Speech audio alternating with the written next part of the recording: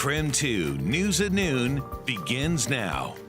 Right now at KREM 2 News at Noon, we are tracking high winds for this Wednesday and when those wind gusts are going to peak this afternoon with a threat for patches of blowing dust.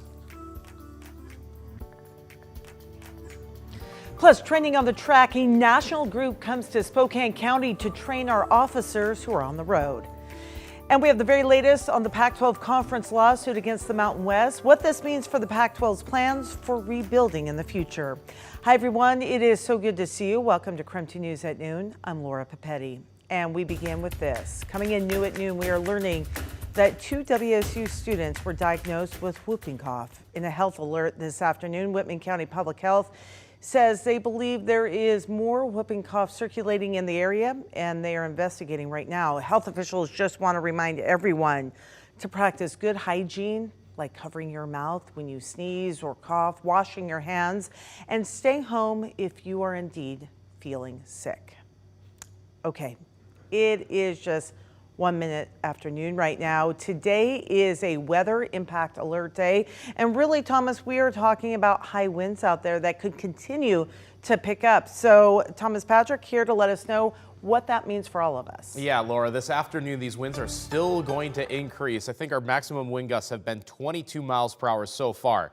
But the worst has not yet arrived because wind gusts and those speeds are going to be upwards of 35 to 50 miles per hour between the hours of 2 and 11 o'clock. That is where the wind advisories and the blowing dust advisories go into effect from. Blowing dust advisories meaning that the dust storms or the patches of blowing dust that we see are going to create low visibility situations. So you should take this with the same kind of urgency as fog advisories. And if you've ever encountered fog before, which you likely have, this could be a similar situation with the blowing dust or the possible small dust storms. Now, this is our storm front, this cold front. It's going to kick up the winds out in front of it, but only immediately in front of it. So that's where our southwesterly winds are going to be felt at their strongest. In just a couple hours, it's going to be close enough to really start to accelerate those winds. And while you do see a lot of rain on the west side, there will be a little bit of that, but not until much later on this evening. In the meantime, our temperatures are still incredibly warm for late summer or late September standards. At 83 degrees in Spokane, we could still be upper 80s for today in what could be our final 80-degree day of the year. But remember, this comes with all of that wind. Wind gusts up to 50 miles per hour today. So make sure that you are not caught off guard by those errant wind gusts and the possibility of low road visibility due to that blowing dust.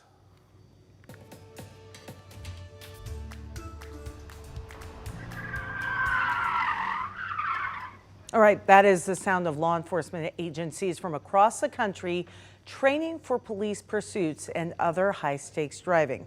The group called Alert International is in town right now and on the new Sheriff's Department track. KREM 2's Shannon Mowdy takes us inside that training. It's fast, loud, and as close to the real thing as these officers can get off the road. And to expose them to that, what that stress would be like in a real life situation. Jeffrey Bush is president of Alert International, the group of volunteers hosting a law enforcement driving academy in Spokane County this week. Tuesday's track day gets them hands on the wheel, training of pursuits, pit maneuvers, and all that comes with it. On how to recognize the dangers, how to keep their emotions under control. Obviously, law enforcement is stressful to begin with. This training also comes less than 4 months since Washington State loosened its police pursuit restrictions, now allowing a chase if there's reasonable suspicion for virtually any crime. To permit a chase for any violation of law. That includes an expired tab, a broken tail light. But as the state got more lenient, it has made us smarter deputies and smarter officers out on the road. Spokane County Detective Sky Ortiz says the sheriff's office got stricter on its own pursuit policy. How thick is traffic? What time of day is it? Are there schools that are letting out soon? All that is starting to come into play, and it's really enhanced our overall awareness. He says, though allowed under the new law, deputies aren't pursuing for minor violations, and every chase is weighed against the possible danger to the public. The 130 officers here for training aren't just from Washington. They represent 30 states, even Canada.